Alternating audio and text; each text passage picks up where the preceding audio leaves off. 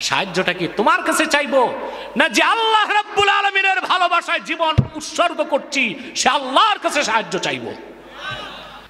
কাসাসুল কোরআনে ইবনে কাসির রাহমাতুল্লাহ লিখেছেন, নমরুদের রাষ্ট্রে এক ইঞ্জিনিয়ার ছিল, তার নাম ছিল হুজান। কি না? হুজান। সে নমরুদকে বলল, স্যার আমি একটা যন্ত্র বানাই দিই, ওইটায় বসায় ইব্রাহিমকে আগুনে দেওয়া যাবে। বলো বানাও। তখন সে কাঠের কামান বানাই দিল, ওইটার নাম এসেছে তাফসিরে মিন জানিক। কি নাম? মিন জানিক, বহু বচন মাজানিক। এটা হচ্ছে কাঠের কামান। বক্তারা বলে চরক গাছ, এগুলো ফালতু কথা, কিতাব ছাড়া কথা।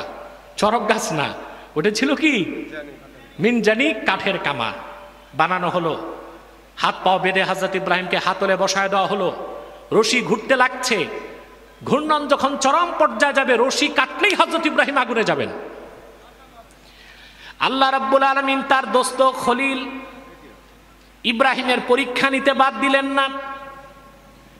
আগুনের লেলিহান শিখা দাউ দাউ করে জ্বলছে, হযরত ইব্রাহিম বসে আছেন মৃত্যুর অপেক্ষায়।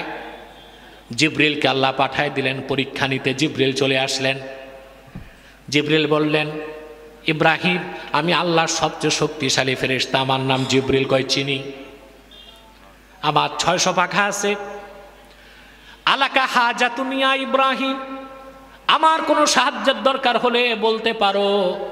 হযরত ইব্রাহিম প্রত্যুত্তরে বললেন, আমার তো সাহায্যের দরকার আছে, কিন্তু জিবরাইল তোমার কাছে আমার প্রশ্ন, হাজাতুন ইলাইকা আও ইলাল্লাহ, সাহায্যটা কি তোমার কাছে চাইবো, না যে আল্লাহ রাব্বুল আলামিনের ভালোবাসায় জীবন উৎসর্গ করছি সে আল্লাহর কাছে সাহায্য চাইবো? পরীক্ষায় পাস, সুবহানাল্লাহ। হযরত ইব্রাহিমকে আল্লাহ বলেছেন মানব জাতির নেতা। কখন বলছেন? সবগুলো পরীক্ষায় উত্তীর্ণ হবার পরে। আল্লাহ রাব্বুল আলামিন বলেন, ওয়া ইযবিতালা ইব্রাহিম রাব্বুহু বিকালিমাতিন ফাআতাম্মাহুন ক্বালা ইন্নী জাঈলুকা লিন-নাসি ইমামা। আল্লাহ বলেন, মুহাম্মদ সাল্লাল্লাহু আলাইহি ওয়াসাল্লাম স্মরণ করুন ইব্রাহিমের কথা। ইব্রাহিমের রব আল্লাহ যখন তার পরীক্ষাগুলো নিলেন, কতগুলো পরীক্ষা নিলেন, সব পরীক্ষায় তিনি উত্তীর্ণ হলেন। আল্লাহ ডেকে বললেন, ইন্নী জাঈলুকা লিন-নাসি ইমামা, ইব্রাহিম তুমি পরীক্ষায় পাশ করেছো, তোমারে আমি মানব জাতির জন্য নেতা বানায় দিব।